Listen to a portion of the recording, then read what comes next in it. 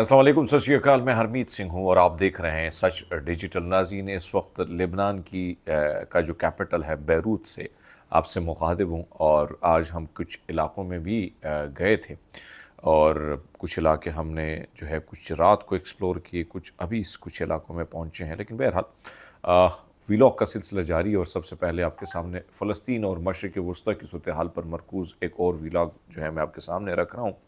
और मेरी कोशिश होती है कि इसराइली फ़ौजियों की गाड़ियाँ जो है, ये खबर आई है कि उनको काफ़िलों में पर हमले हुए हैं।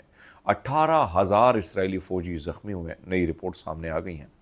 इसराइली कमांड कंट्रोल जो के हलाकतों का एक नया इंकशाफ भी सामने आया। लेकिन सबसे पहले फ़लस्तीनी मज़ाहमती की जो कार्रवाइयाँ हैं उस पर रोशनी डालते हैं।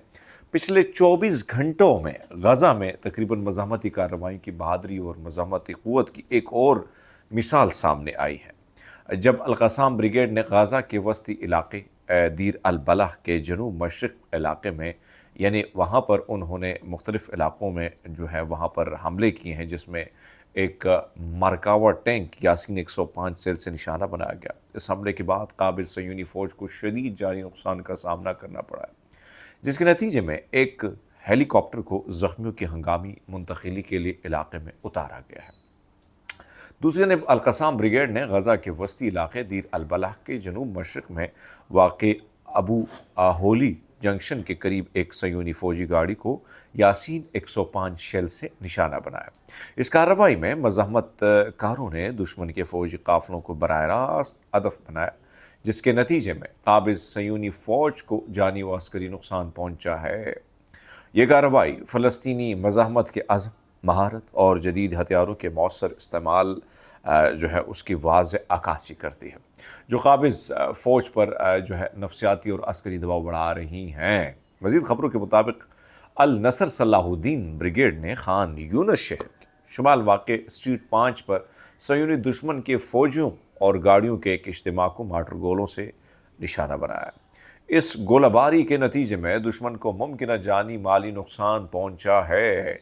ये हमला फ़लस्तीनी मज़ाहमत के उस पैगाम का तसलसल है कि काबिज़ कब्ज़ा करने वालों के लिए गज़ा की सरज़मीन हरगिज़ महफूज नहीं है। हमास का कहना है कि नस्ल कुश जंग के आगाज़ से पहले ही मुजरिम नेतन्याहू और उसके इंतहा पसंद दाएँ बाजू के दहशतगर्द हुकूमत ने अपने कैदियों के मसले को जानबूझकर नज़रअंदाज किया है। वो उनकी रिहाई के लिए संजीदा कोशिश करने के बजाय पूरी क़ुव्वत के साथ उन्हें कत्ल करने और उनकी लाशें ताबूतों में उनके ख़ानदान तक वापस पहुँचाने की पॉलिसी पर अमल पेरा है।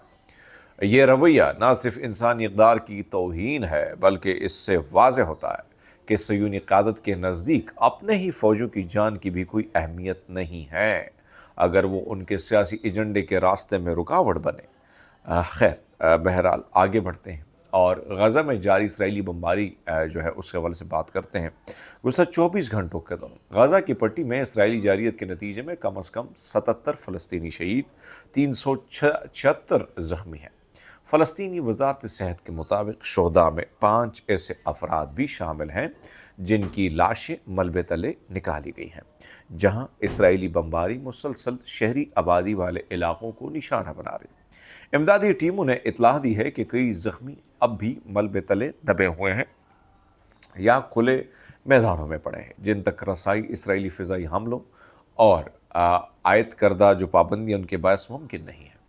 इसराइली नस्लकुशी इस मुहिम के आगाज़ यानी 7 अक्टूबर 2023 से अब तक गाज़ा में शुहदा की मजमूई तादाद जो है वो 59,106 हो चुकी है, जबकि ज़ख्मियों की तादाद 1,42,511 तक पहुँच गई।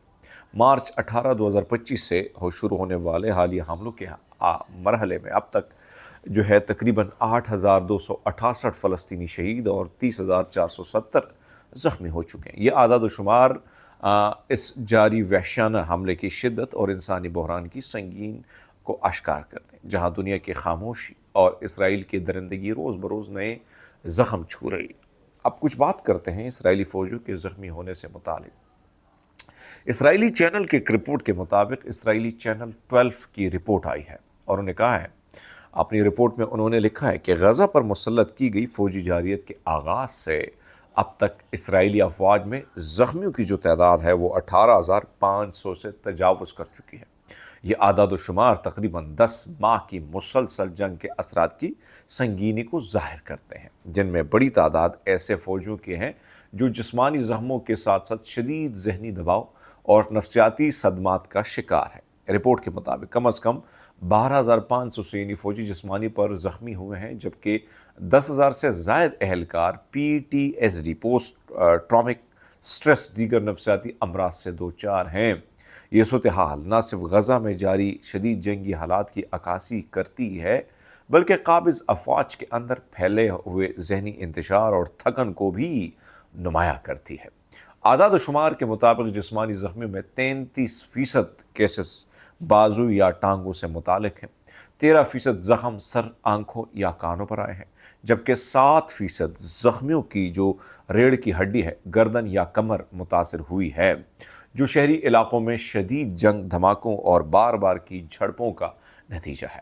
یہ تفصیلات اس حقیقت کو بے نقاب کرتی ہے کہ اسرائیلی قابض فوج نے نہ صرف میدان جنگ میں شکست کے آثار اسے دکھائی دے رہے ہیں بلکہ اس کی اندرونی صفوں میں بھی ایک گہرا بحران جنم لے چکا ہے۔ ایک اور رپورٹ بھی آپ کے سامنے رکھ لیتے ہیں ناظرین۔ عبرانی اخبار نے ماریو نے اپنی ایک تازہ رپورٹ میں اسرائیلی فوجی ذرائع کے حوالے سے اعتراف کیا ہے، اور وہ اعتراف انہوں نے لکھا ہے کہ غزہ میں جاری جنگ کے دوران بڑی تعداد میں صہیونی افسران اور کمانڈر ہلاک ہو چکے ہیں، جبکہ سینکڑوں دیگر شدید زخمی ہیں، جن میں سے بہت سے تاحال صحتیاب نہیں ہو سکے اور محاذ پر واپس نہیں آ سکے۔ رپورٹ میں واضح طور پر کہا گیا ہے کہ جنگ میں بڑی تعداد میں افسران اور کمانڈر مارے جا چکے ہیں۔ یہ بحران صرف نچلی سطح کی یونٹوں یعنی پلاٹون اور کمپنی تک محدود نہیں رہا، بلکہ اب بٹالین کمانڈرز اور ان کے دیگر نائبین جیسے اعلیٰ رینک کے افسران بھی شدید دباؤ اور دگرگو جنگی حالات کا شکار ہیں۔ بدلتے ہوئے پیچیدہ میدانی جنگ میں قیادت اور مختلف یونٹوں کے درمیان ہم آہنگی ایک بہت بڑا چیلنج بن چکی ہے، جس نے قابض فوج کے اعلیٰ صلاحیت کے مزید متاثر اسے کیا ہے۔ یہ صورتحال اسرائیلی فوج کے اندر بڑھتے ہوئے بحران اور قیادت کی سطح پر خلل کی عکاسی کرتی ہے، جو نہ صرف محاذ پر نقصانات کی علامت ہیں بلکہ اس جنگ کے نتیجے میں پیدا ہونے والے انسانی، نفسیاتی اور عسکری بوجھ کی شدت کو بھی واضح کرتی ہے۔ آخر میں بات کرتے ہیں سیریا کے موجودہ صورتحال کے بارے میں، جو مزاحمت جیسے چیلنج کیا ہے۔ مزاحمت کے سامنے بڑے چیلنجز میں جنوبی شام کے جغرافیائی تنہائی ہے اور عالمی دباؤ شامل ہے، جس سے علاقہ دفاعی جو لحاظ ایسے کمزور ہوا ہے اور کسی بھی مزاحمتی کارروائی کو استحکام کی خلاف ورزی قرار دے کر عالمی حمایت حاصل ہو سکتی ہے۔ اس لیے مزاحمت کو چاہیے کہ وہ دشمن کو خاموشی سے دفاعی مضبوطیاں ہیں اسے بنانے کا موقع نہ دیں اور ہر جگہ خفیہ نیٹ ورکس اور رصد کیمروں کا نظام قائم کریں۔ جنوبی شام میں خفیہ جبہہ قائم کرنا ہوگا جو وقت آنے پر متحرک اور دشمن کے منصوبوں کو ناکام بنائے۔ یہ صہیونی منصوبہ وقتی طور پر کامیاب تو دکھائی دے سکتا ہے، لیکن مزاحمت کی موجودگی میں کوئی علاقہ جو ہے ہمیشہ محفوظ نہیں رہ سکتا۔ بہرحال مجھے اجازت دیجیے گا۔ اللہ حافظ۔